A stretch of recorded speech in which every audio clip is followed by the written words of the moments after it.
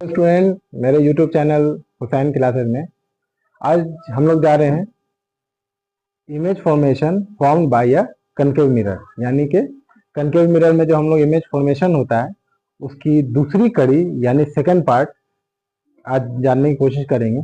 First video में हम लोगों ने देखा था कि जब इनफाइनाइट पे यानी इन्फिनिटी पे एक ऑब्जेक्ट को रखा था तो उसका इमेज फॉर्मेशन कैसे हुआ था। आज सेकंड वीडियो में हम लोग देखेंगे कि जब बियॉन्ड सी रखेंगे किसी ऑब्जेक्ट को, यानी सेंटर ऑफ कर्वेचर के पीछे रखेंगे, तब उसका इमेज फॉर्मेशन कैसे बनेगा कनकेव मिरर में। तो सबसे पहले हम एक कनकेव मिरर ड्रॉ करेंगे।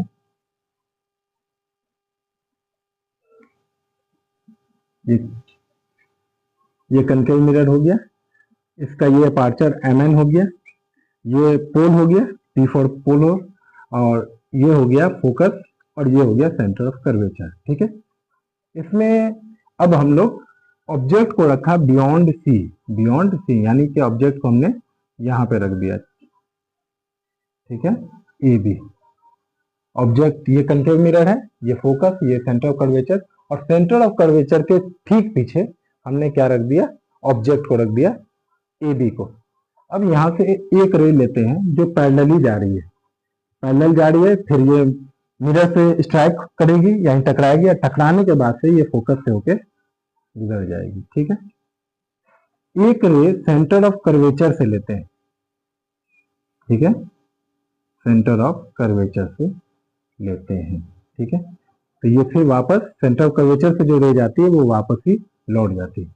इसका इमेज हम फॉर्म करेंगे तो ये हो जाएगा ए डैश और बी डैश। ठीक है, तो यानी कि जब बियॉन्ड सी किसी ऑब्जेक्ट को रखा तो उसका इमेज कहां बन रहा है, एफ और सी के बीच में, यानी फोकस और सेंटर ऑफ कर्वेचर के बीच में बन रहा है। ठीक है, तो इसको अब हम लिख लेते हैं पोजीशन ऑफ इमेज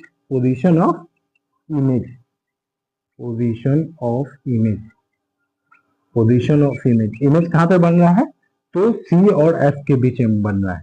तो लिख लेंगे बिटवीन सी यानी centre of curvature and F यानी फोकस।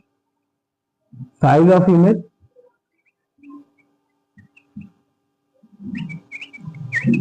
जब बियॉन्ड सी रखते हैं तब जो इमेज का साइज होता है वो ऑब्जेक्ट के साइज से कम होता है। ठीक है, स्मॉल साइज। ठीक है, और नेचर ऑफ इमेज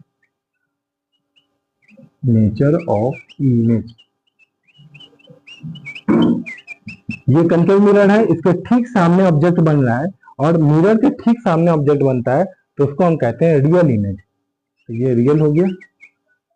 एंड अब यहां देखेंगे ऑब्जेक्ट यहां है तो ए ऊपर है और बी नीचे, ए अपवर्ड है बी डाउनवर्ड है, लेकिन इमेज में ए डैश डाउनवर्ड है और बी डैश अपवर्ड है, तो जस्ट अपोजिट हो रहा है, और अपोजिट को हम क्या कहते हैं, इन्वर्टेड कहते हैं।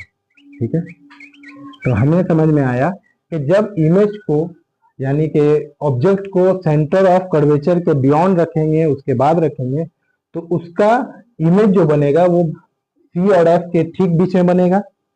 साइज ऑफ इमेज ऑब्जेक्ट के साइज से छोटा होगा और रियल और इन्वर्टेड होगा ड्यू टू कनकेव मिरर के ठीक सामने है।